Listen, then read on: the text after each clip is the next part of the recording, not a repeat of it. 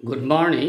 আজকে আমি তোমাদের কিছু কিছু বীজগাণিতিক সমস্যা করে দেখাবো, যেটা আপাত দৃষ্টিতে খুব কঠিন এবং অসম্ভব মনে হলেও কিন্তু একটু বুদ্ধি খাটিয়ে করলে পরে খুব সহজেই সেটা করা যায়।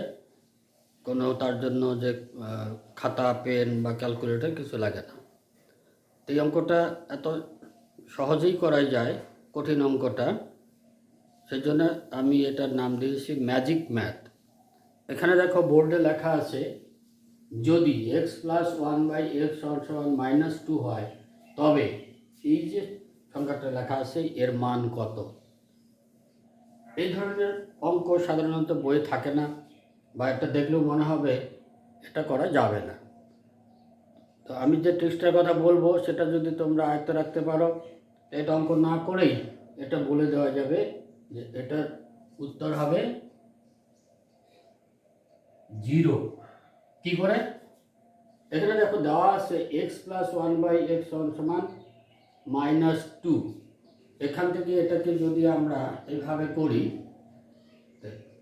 এটার যে একটা সমীকরণ, এটার দুদিকেই আমরা এক্স দিয়ে গুণ করে দেব। তাহলে কি পাবো? X square plus one minus two x. এবার এই মাইনাস টু এক্সকে এদিকে নিয়ে আসলাম, তাহলে কি হলো? X square plus two x plus one equals to zero, that is x plus one whole square equals to zero. তাই যদি হয় তাহলে এক্স প্লাস ওয়ান সমান সমান জিরো হবে, এক্স সমান সমান হবে মাইনাস ওয়ান।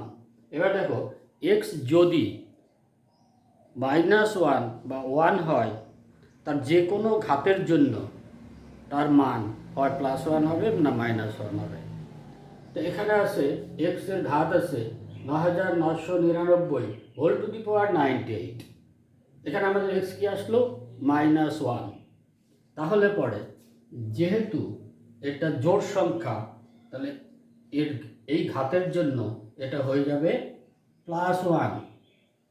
আবার দেখো এখানে আছে ঘাতটা বিজোড় আছে, তার জন্য কি হবে? যদি এক্স মাইনাস ওয়ান হয় তার জন্য এটা হয়ে যাবে মাইনাস ওয়ান সমান সমান জিরো। আশা করি এটা বুঝতে পেরেছ। এবার দেখো যদি এটা একটু মনে রাখতে হবে যে x plus one by x যদি মাইনাস টু হয়, তাহলে আমরা ঠিক যদি এটা মনে রাখতে পারি তাহলে এক্স সমান সমান হবে মাইনাস ওয়ান। ঠিক আছে? আবার দেখো যদি এটা x plus one by x সমান সমান টু হতো, প্লাস টু, তাহলে এটাও প্লাস ওয়ান হতো। কীভাবে? তাহলে এখানে এটা প্লাস টু হলে এটা প্লাস টু, তাহলে এটা মাইনাস হয়ে যাবে।